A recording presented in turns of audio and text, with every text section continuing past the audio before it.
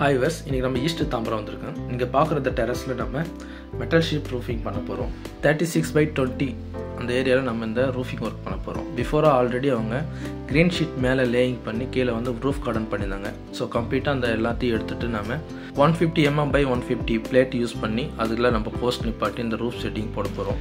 இந்த ரூஃப் செட்டிங்காக நம்ம யூஸ் பண்ணுற material Apollo steel and JSW sheet தான் யூஸ் பண்ணுறோம்.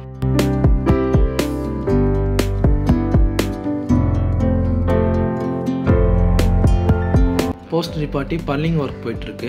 இதில் வந்து ஜிங்க் குரோம் ப்ரைமர் அப்ளிகேஷன் பண்ணியிருக்கோம்.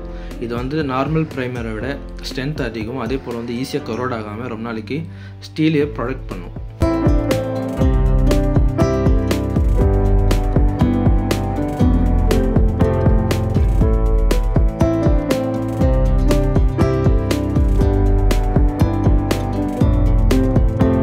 கிட்டத்தட்ட ஸ்ட்ரக்சரல் ஒர்க்கை நம்ம கம்ப்ளீட் பண்ண போகிறோம்.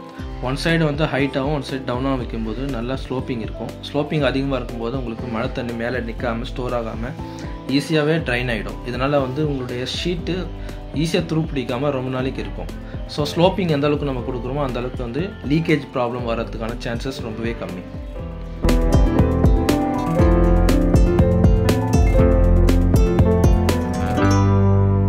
இப்போ JSWோட ஷீட் அப்ளிகேஷன் பண்ணுற ப்ராசஸ் பார்க்குறீங்க. இது blue colour metal sheet 0.468 mm thickness இந்த மெட்டல் ஷீட் இருக்கிறதுனால ரொம்பவே ஸ்ட்ரென்த்தாகவும் இருக்கும், அதே போல் வந்து லாங் லாஸ்டிக்காகவும் இருக்கும்.